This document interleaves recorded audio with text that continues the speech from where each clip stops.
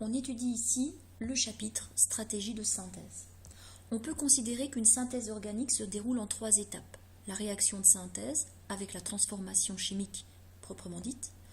Ensuite, la séparation et la purification pour pouvoir extraire le produit obtenu du milieu réactionnel. Et ensuite, les analyses, c'est-à-dire qu'il faudra vérifier si le produit obtenu correspond bien aux attentes. Une bonne stratégie consiste avant l'expérience de choisir déjà les réactifs adaptés, ainsi que leur quantité de matière. Un solvant adapté, c'est-à-dire un solvant dans lequel les réactifs ont une bonne solubilité.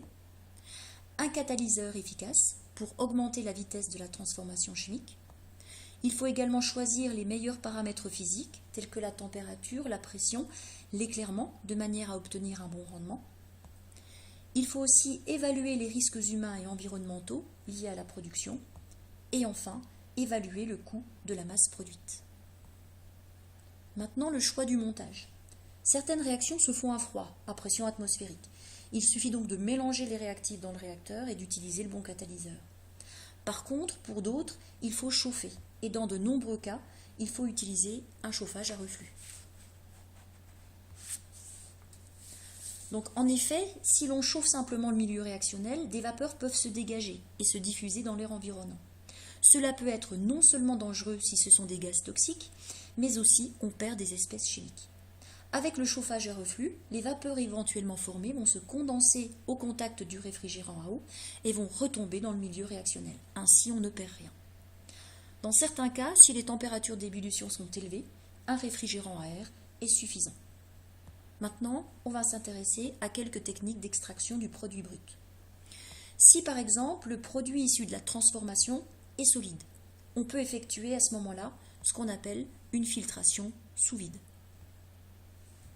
Donc on utilise une trompe à eau qui va permettre de créer un vide dans la fiole, un vide partiel parce qu'en fait on crée une dépression. Ça permettra en fait d'accélérer la filtration. Et on pourra ainsi séparer le solide du liquide, c'est-à-dire du milieu réactionnel.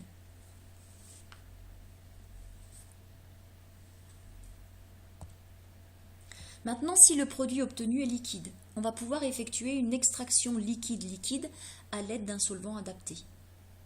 Pour illustrer ce principe, on peut prendre par exemple le cas de l'extraction du diode dans une solution aqueuse à l'aide d'un solvant qui est le cyclohexane. Donc le diode est plus soluble dans le cyclohexane que dans l'eau, et c'est pour ça qu'on va pouvoir faire passer le diode de la phase aqueuse à la phase organique. Donc on met le mélange, le solvant, on agite, on n'oublie pas de dégazer, et ensuite on va laisser décanter en reposant. Là, 2 phases apparaissent, la phase aqueuse en dessous, car la densité de l'eau est plus importante que la densité du solvant cyclohexane. Et on pourra récupérer uniquement le diode.